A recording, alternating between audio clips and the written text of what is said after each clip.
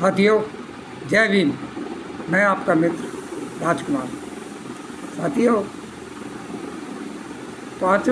चौथे भाग में मैंने आपको बताया कि वाल्मीकि या भंगी किस ढंग से लोग उसको बहकाते चले गए हैं। अब देखिए, जब आक्रांता आई भारत के अंदर तो भंगी जाति का इतिहास क्या कहता है। भगवान दास जी की बुक मैं भंगी हूँ से लीजिए। मैं फिर बहक गया।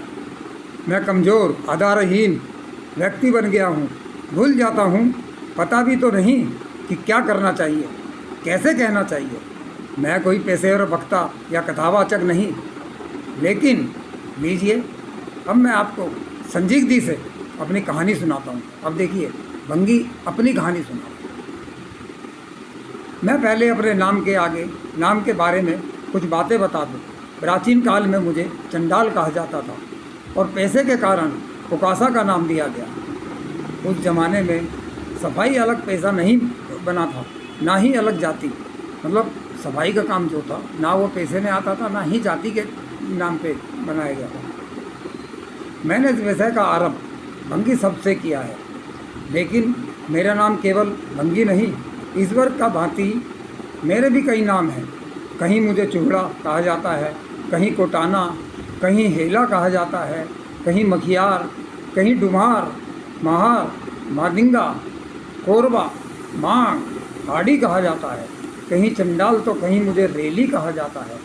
कहीं थोती, कोराड़, धानु, उलगाना, डोम, रावत, मुईमाली, वाल्मीकि, लाल बेगी, कहीं शेखा बोलते हैं शेख को, शेखा, मलकाना, और कहीं मुसल्ली, मेहतर या खाक रोग कहा जाता है।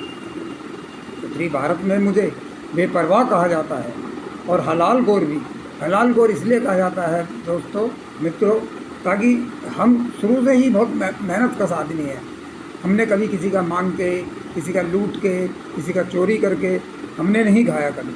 हमारा समाज बहुत लाभदार समाज है। गर्ज यह है कि जो जिसका मन चाहता है वह मुझे नाम से पुकार लेता है। इस देश में एक और रिवाज है, छोटी और नीची कही जाने वाली जातियों का मजाक उड़ाया जाता है। यहाँ नाई को राजा, दर्जी को मास्टर जी, कुमार को प्रजापति तथा चौधरी कहकर बुलाया जाता है। मुझे भी उत्तरी काल में जमादार कहकर बुलाते थे, जो भारत में एक फौज अधिकारी का नाम था। वह इतना परेशान हुआ कि अपने नाम बदलने की मांग करने लगा। अब वह नायब सूबेदार कहलाता है। बड़ा मजाक होता आया है मेरे नाम से।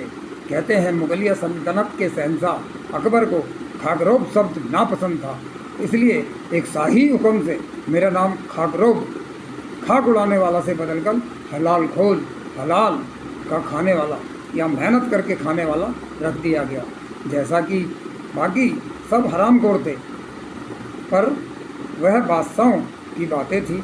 मैंने सुना है कि वेश्याओं की औलादों को भी हलाल की औलाद कहा जाता था। एक महात्मा को मेरी दुर्दशा देखकर बहुत दया आई। उसने भी मेरा नाम अछूत पंचम से बदलकर हरिजन रख दिया। लेकिन यह सब जो केवल भंगी के लिए प्रयोग में लाया गया है था, सभी अछूत जातियों पर लागू होता है। इसका आज तक फैसला नहीं हो सका कि हरिजन कौन है। भाइयों, ये 5वां भाग था। अब मैं 6ठा भाग आपको इसके अगली वीडियो में आएगा।